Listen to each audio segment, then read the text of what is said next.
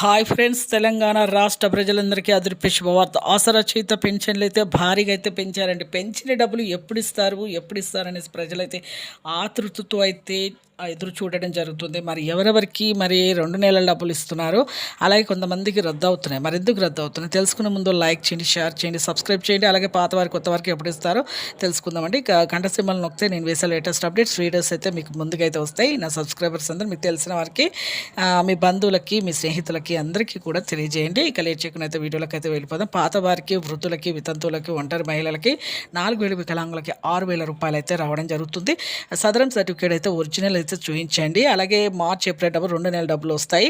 MPC link అయితే చేసుకుంటేనే మీకు బ్యాంకుల్లో అయితే ఈ డబ్బులు పెంచిన డబ్బులు అయితే వస్తాయని చెప్పడం జరుగుతుంది.